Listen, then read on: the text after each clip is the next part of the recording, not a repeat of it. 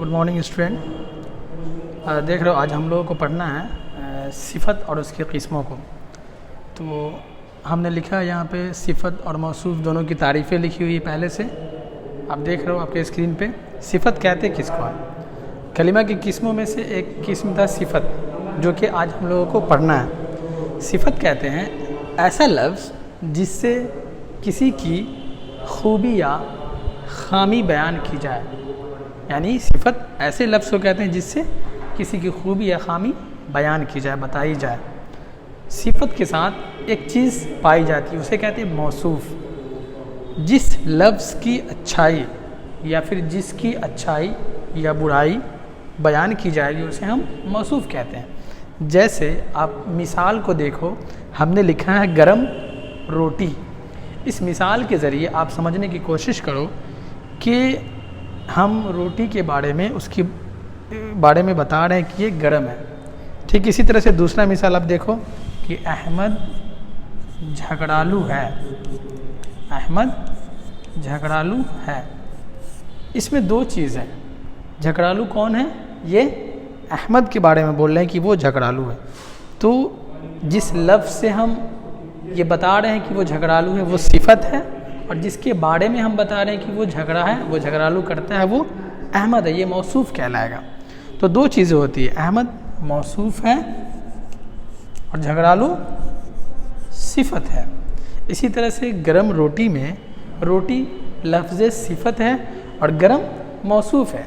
आपके सवाल में एग्ज़ाम्स में इम्तहान में इस तरह के सवाल आ सकते हैं कि मंदरज झेल जो जुमले हैं उसमें कौन सा लफ्ज़ सिफ़त है, तो आपको बताने होंगे। जैसे फॉर एग्ज़ाम्पल आप देख लो कि दरियाई घास। इस जुमले में अगर मैं पूछूं कि इस जुमले में कौन सा लफ्ज़ सिफ़त का जुमला है, तो ये जो दरियाई है ये क्या है? सिफ़त है। घास के बारे में कह रहे हैं कि ये दरियाई घास है, तो इसका मतलब दरियाई सिफ़त हुआ और घास क्या हुआ? ये मौसूफ़ हुआ। अब हम लोग इसकी किस्मों को पढ़ते हैं। इसकी 4 किस्में हैं।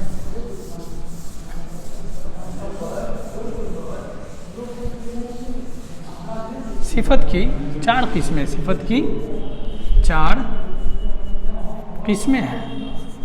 पहला है सिफ़त ज़ाती, दूसरा है सिफ़त अददी, उसके बाद तीसरा है सिफ़त मिक़दारी, और चौथा है सिफ़त निस्बती। अलग अलग मिसालों से इसको समझने की कोशिश कीजिए। सिफ़त ज़ाती किसको कहते हैं? कहते हैं ऐसा सिफ़त जिससे किसी की अंदरूनी या बाहरी खूबी को बयान की जाए, उसे सिफ़त ज़ाती कहते हैं। जैसे हमने लिखा रुमाल लाल है। हम रुमाल के बाहरी खूबी के बारे में बता रहे हैं कि ये रेड है, यानी लाल है। इसका मतलब ये सिफ़त ज़ाती होगा। ठीक इसी तरह से सिफ़त अददी, जिस लफ्ज़ से अदद का पता चले वो सिफ़त अददी कहलाएगा। जैसे हम लिखेंगे कि 2 अदद कलम लाओ, तो ये सिफ़त अददी कहलाएगा। इसमें अदद का पता चल रहा है, तादाद का। या फिर हम ये लिख सकते हैं 3000 लोग थे। तो यहाँ पे 3000 जो है ये लोगों की तादाद को बता रहा है कि 3000 लोग हैं। उसके बाद सिफ़त मिक़दारी, जिसमें मिक़दार का पता चले। जैसे मिक़दार का पता चले, जैसे 2 किलो दूध।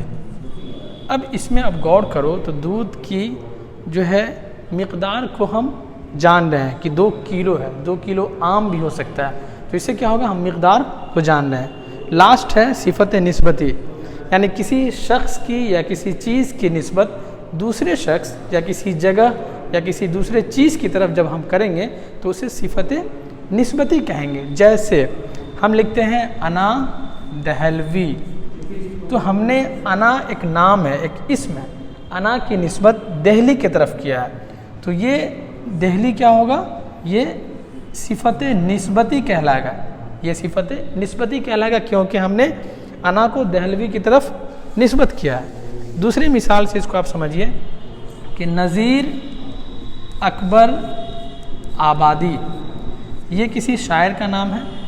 अब हम नज़ीर को किसी जगह की तरफ निस्बत कर रहे हैं और क्या कह रहे हैं कि नज़ीर अकबर आबादी, यानी अकबर आबाद का है। तो नज़ीर अकबर आबादी सिंपल सा है, जैसे हम कह देंगे आमिर दरभंगवी, यानी आमिर को हम दरभंगा की तरफ क्या कर रहे हैं, निस्बत कर रहे हैं।